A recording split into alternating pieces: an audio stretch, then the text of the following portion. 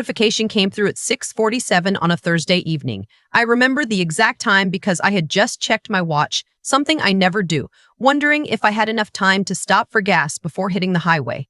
My car keys were already in my hand. My overnight bag was by the door. I was going to my brother's lake house for what he called a family reset weekend. His words, not mine. Reset. Like we were laptops that just needed to be restarted. Then my phone lit up. It was my financial advisor. Not a call, a text from a man who had never once texted me in 4 years of working together. Do not get in that car. I found something. Call me before you go anywhere.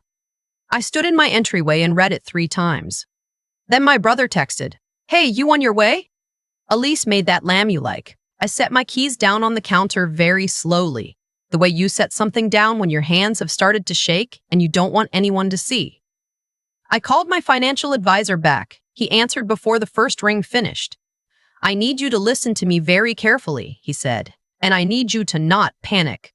Those are, without question, the 2 most panic-inducing words in the English language. Don't panic. Talk," I said.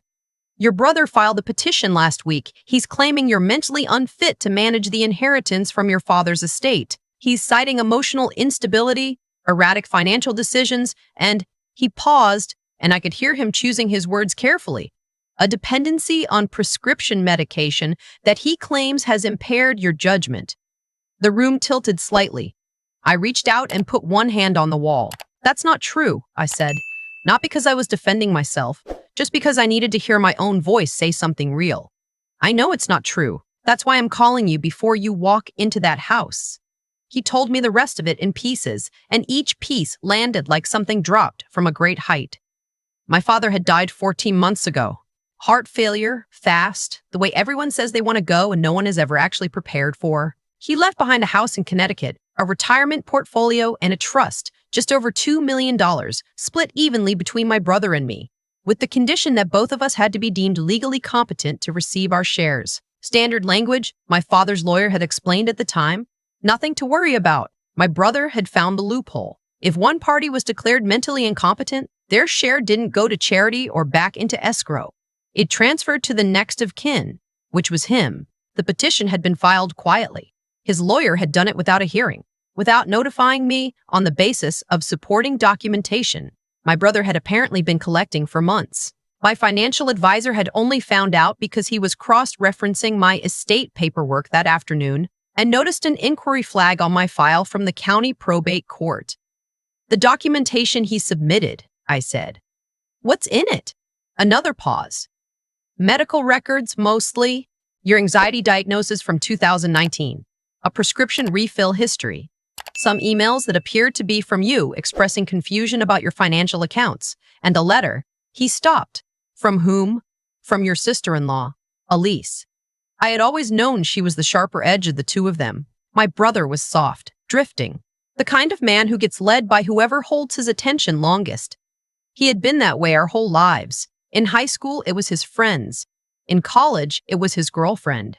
Now, it was Elise. She was not cruel in an obvious way. She was cruel in the way that slow water cuts stone, patient, invisible, effective. I thought about what she had sent to me at my father's funeral.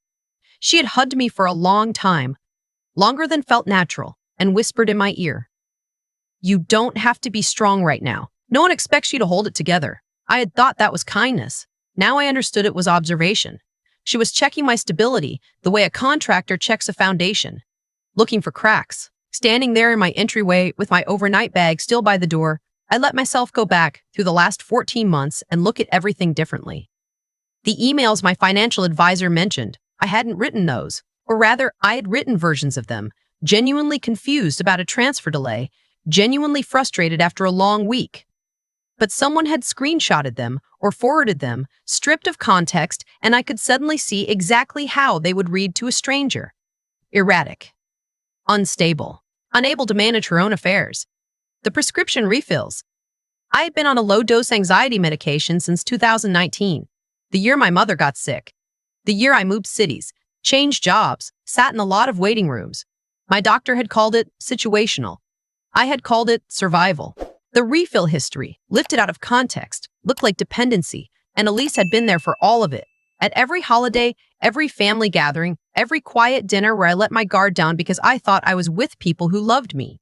She had been there, watching, filing things away. "You're getting so much better," she used to say, touching my arm. I had taken that as warmth. What it actually was, a paper trail. "What do I do?" I asked my financial advisor. "You don't go to that lake house," he said immediately. "Not tonight. I've already called your attorney. She's looking at the petition right now. But I need you to hear something important. If you walk into that house this weekend, there's a possibility you don't walk back out the same way you walked in." He explained what he meant. Elise had a cousin who was a psychiatrist. Not a bad one, from what he could tell. Just one who had apparently agreed to be present at the lake house this weekend under the guise of a family friend visiting. If I showed up distressed, emotional, reactive, which, given the circumstances, any normal person would be, that cousin had the professional standing to initiate an emergency psychiatric evaluation. In my state, a 72-hour hold requires only the signature of a licensed mental health professional who has reason to believe someone is a danger to themselves. Once I was on a hold, I couldn't manage my own affairs. Once I couldn't manage my own affairs, the petition moved forward. Once the petition moved forward, and given that I would be in a facility unable to appear or respond, it could be approved in default. The trust would transfer $1 million, moved from my father's account to my brother's, because I had walked into a lake house on a Thursday evening and sat down to a lamb dinner. I set my bag down on the floor next to my keys. "I'm not going," I said. "Good. Stay home. I'll call you in the morning once." "I'm not going unprepared," I said. "That's different." There was silence. "What are you planning?" I didn't answer him directly. I told him I'd call him in 2 hours. Then I sat down at my kitchen table with a legal pad and thought very carefully about the difference between running from a trap and walking back into it with a flashlight. If I didn't show up, they'd adapt. They file the petition anyway, schedule a hearing, maybe try something at my apartment the following week. The legal process would grind forward and I'd be fighting it from the outside, reactive, always one step behind. But if I showed up differently than they expected, I could end it in a single evening. My first call was to my doctor, not to cancel anything, to ask if she could fit me in that afternoon for a full psychiatric evaluation. She was confused, understandably. I explained enough. She called in a favor to a colleague who ran a private assessment practice, and by 4 o'clock, I was sitting in a clean office across from a man with wire-rimmed glasses who asked me a battery of standard questions and signed off on a formal clearance letter. Fully oriented. No impairment. No psychiatric symptoms present. Dated and time-stamped. Paper shield. My second call was to my attorney. She was already in motion. She told me what the petition actually said, what documents it relied on, and, most usefully, what it didn't say. My brother had never actually spoken to my doctor. He had obtained my prescription records through a separate request to my insurance provider, which was technically legal but told an incomplete story. The emails he submitted were screenshotted from a thread Elise had been copied on, then printed without the surrounding context. It was a convincing pile of paper, but only if no one looked too closely. "Can we get ahead of this?" I asked. "If you can give me 48 hours, I need to do this tonight," I said. She paused. "Tell me what you're thinking," I told her. She was quiet for a long moment. "Then, if you're going to do this, you need to document everything in real time. Audio recording laws in that state are single-party consent. You can record any conversation you're part of. I know. And you need a witness who isn't me. I have one in mind." My third call was the one I had been dreading. My niece answered on the second ring. She was 16, quiet in the particular way of teenagers who have learned that being quiet is safer than being heard. She lived in that lake house year-round with her parents, and I had watched her over the past 2 years become smaller and more careful around them, like a person learning to move through a room without disturbing the furniture. She called me every few weeks. Little calls, short ones. Just to talk, she always said. I had thought she just liked talking to me. I realize now that maybe she was also just looking for an exit. "Aunt," she started. "I know," I said quietly. "Who's there?" "Mom's cousin. He got here an hour ago. He keeps asking me things. About you." A pause. "He got here an hour ago. He keeps asking me things. About you." A pause. "About how you've been doing lately. Whether you seem..." She told him to say hi to you when you arrived, like you're a project. "I'm coming," I said, "but I need you to help me first." The silence on her end was careful. Thinking. "What do you need?" she finally asked. I told her about the bar cart in the living room. There was always one at the lake house, a silver tray, good bourbon, whatever wine Elise had decided was appropriate for the occasion. At a dinner like this, there would be a glass set aside for me. There usually was, a thoughtful touch. Elise always made sure I felt looked after. I asked my niece to find the glass that had been set out, to look very carefully at it, to tell me if anything looked different about it, residue, a faint smell, anything that seemed wrong. "Mama's in the kitchen for a long time this afternoon," she said slowly. "She didn't want anyone in there." "Don't touch the glass," I said, "but watch it. And if anyone moves it or refills it before I get there, tell me." "Okay. And delete this call from your phone when we hang up." "Okay." A beat. "Are you going to be all right?" "Yes," I said, and for the first time that afternoon, I actually believed it. The drive to the lake house took an hour and 40 minutes.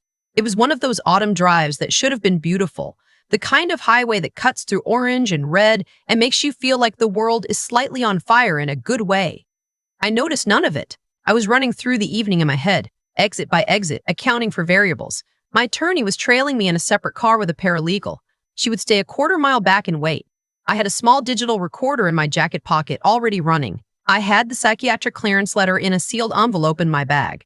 I had screenshots of the petition, the emails, the timeline, everything my financial advisor had sent me in the 2 hours between his first text and my departure. The lake house appeared at the end of a private road through the trees.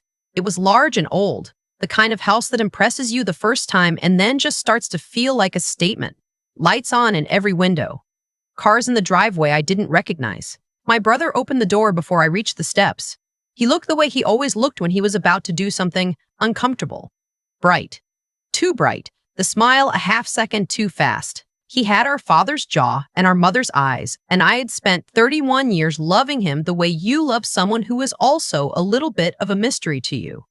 "You made it," he said, pulling me into a hug. "Traffic?" "A little," I said. I let myself lean into him, let my voice come out softer than usual, a little tired around the edges. "I'm so glad to be here. It's been such a week. Come inside." Elise made lamb. The living room was warm and lit with candles, and it looked exactly like what it was supposed to look like, a welcome. Elise was coming out of the kitchen in a cream blouse, her hair pulled back, her smile calibrated precisely between warmth and concern. The bar cart was against the far wall. I could see the glass set aside for me. Crystal, stem, a small pour already waiting. "You look exhausted," Elise said, taking both my hands. "I told your brother you probably shouldn't have driven. How are your nerves?" "Better," I said. "I've been really trying to stay on top of things. Taking my medication, you know." A flicker behind her eyes. "Good." "This is Philip," she said, gesturing toward a man near the fireplace who had the bearing of someone trying very hard to appear casual. He was in his early 50s, a soft blazer, holding a whiskey glass with both hands. He looked at me the way a person looks at a problem they've been briefed on. "He's a friend of the family, visiting from the city." "Nice to meet you," I said, and smiled at him directly. He blinked. We sat down to dinner. I watched Elise pour from the bottle for everyone else, and then move, slightly turned, to get my glass from the bar cart. The pour was generous. She set it at my right hand. "Your favorite," she said. "A nice red. It'll help you relax." I looked at the glass. I looked at the glass. I looked at Philip, who was watching it with the focused attention of someone waiting for a specific cue. I looked at my brother, who was cutting his bread and not looking at me at all. I picked up the glass. I held it for a moment, turning it slightly in the candlelight the way people do when they're about to drink. "To family," I said. "To family," Elise echoed, and there was a warmth in her voice that was the most frightening thing I had ever heard, because it was practiced. She had rehearsed that warmth. She had prepared it specifically for this moment. I brought the glass to my lips. I did not drink. I set it back down. And then I said, very quietly, "I'm not going to need that." The table went still. I reached into my jacket and placed the recorder in the center of the table. The red light was on. "This conversation has been recorded since I arrived," I said. "Under state law, single-party consent. Everything said in this room tonight is admissible." Elise's face did something complicated and fast. Philip put down his whiskey glass. My brother looked up from his bread. I took the envelope out of my bag and slid it across the table to Philip. Full psychiatric evaluation, I said. Completed this afternoon by a licensed clinical psychologist. Fully oriented, no impairment, no symptoms. Dated and time-stamped 4 hours before I walked through that door. I looked at him steadily. Whatever you were planning to observe tonight, whatever report you were going to file, it will be contradicted by a formal assessment conducted by a peer in your field. Philip did not move. There is also, I continued, a licensed attorney parked at the end of your driveway. She has a copy of the petition your lawyers filed last week. The emails you submitted as evidence of my instability have been pulled in full context and show something very different from what you cropped them to suggest. My prescription history has been reviewed by my physician, who is prepared to testify that my medication is appropriate, monitored, and in no way constitutes dependency or impairment. The candles were very still. No one had touched their food. I looked at my brother. He was looking at the table. I don't know how much of this was you, I said. I honestly don't. I want to believe that you're sitting there right now, realizing how badly you've miscalculated. That some part of you, somewhere underneath all of this, is still the person I grew up with. I paused, but what I know for certain is that you signed your name to a legal document that described me as mentally unfit, that you filed it quietly, without telling me, and then invited me to a house where the plan was to have me evaluated by someone you'd arranged in advance. I let that sit for a moment. Dad would have been devastated. He flinched. Elise did not flinch. She was looking at me with a calculation that had not changed, only shifted, the way a machine recalibrates when one approach fails. You don't understand the full picture, she started. I understand it perfectly, I said, which is why my attorney is filing a motion tonight to have the petition dismissed on the grounds of fraudulent documentation. We're also filing a separate complaint with the state bar regarding the conduct of the attorney who submitted materials he knew to be misleading. I looked at Philip directly, and depending on what this recording captures about your intentions for this evening, we may be speaking to the licensing board as well. Philip stood up. I think there's been a misunderstanding, he said. Sit down, my attorney said from the doorway. I hadn't heard her come in. Neither had anyone else. My niece was standing just behind her, very still, holding her own phone up. Recording. I let her in, my niece said. Her voice was steady. She was 16, and she was steadier than anyone else in the room. I unlocked the side door. Elise turned to look at her daughter, and something in her face cracked open. Not guilt. Something smaller and colder. Surprise. The particular surprise of someone who has never once considered that the quietest person in the room might be paying attention. What are you doing? Elise said. I heard Mom tell her cousin what she put in the glass, my niece said. I heard the whole thing. I wrote it down. She reached into her pocket and put a folded piece of notebook paper on the table. Her handwriting was neat and precise. Dates, times, specific words. I've been writing things down for 3 months. The room was very quiet. My attorney crossed to the table and looked at the glass. She did not touch it. We'll want that tested, she said to me. Then, to Philip, I'd strongly encourage you not to leave this house until we've had a chance to discuss what your presence here tonight actually constitutes. Philip sat back down. My brother finally looked up.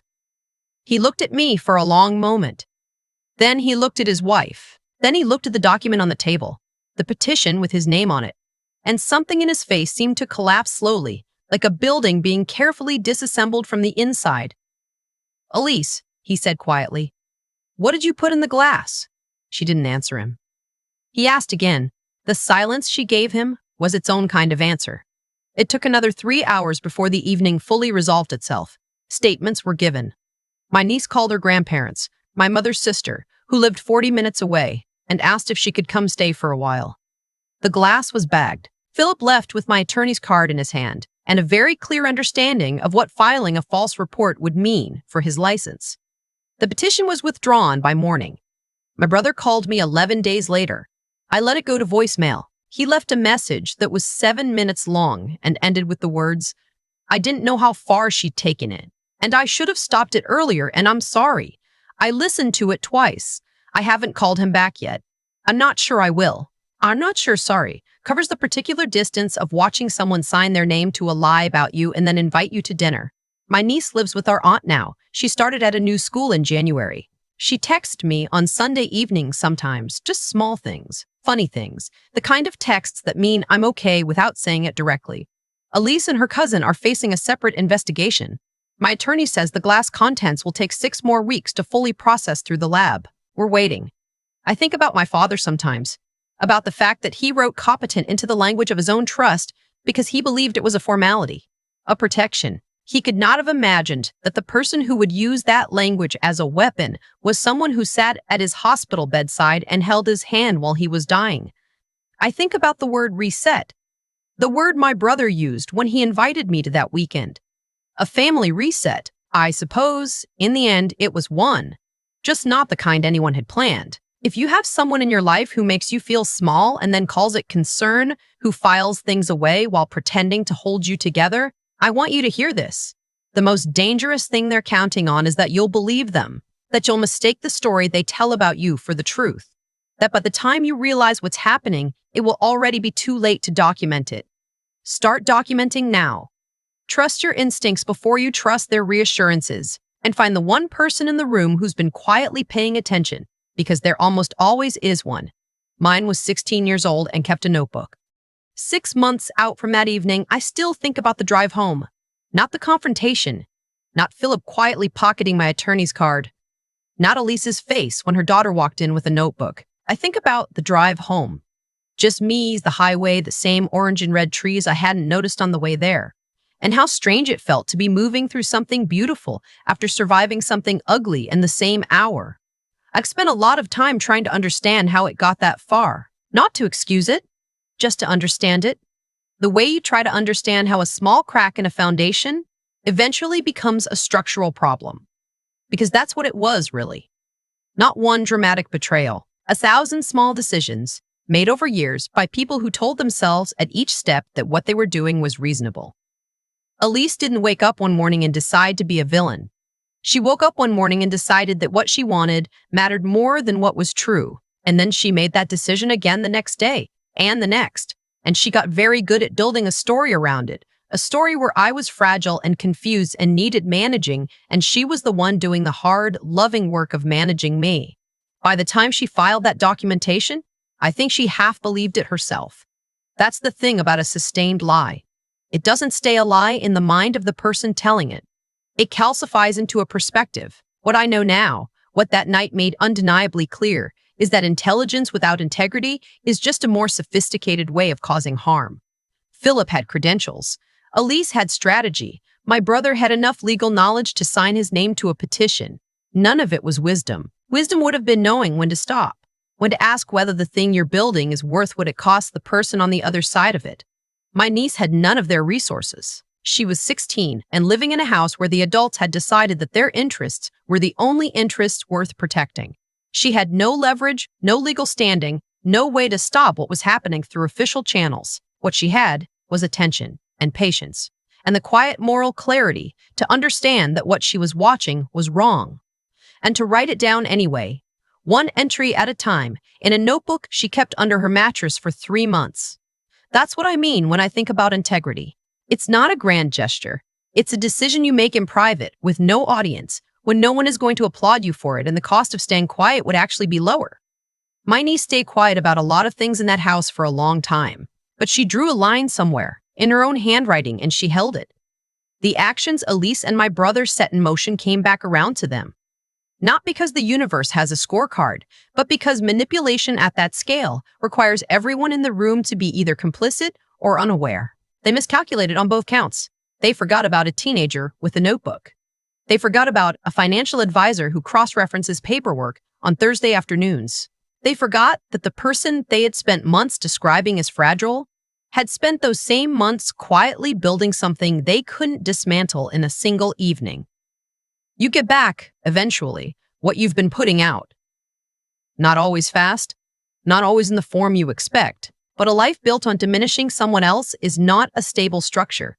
It requires constant maintenance, constant management of the story, constant monitoring of the person you're trying to keep small. That is exhausting. And exhausted people make mistakes. I made mistakes too, for years, by trusting a version of myself that someone else had written. the work I'm doing now. The real work is learning to trust the version I write myself.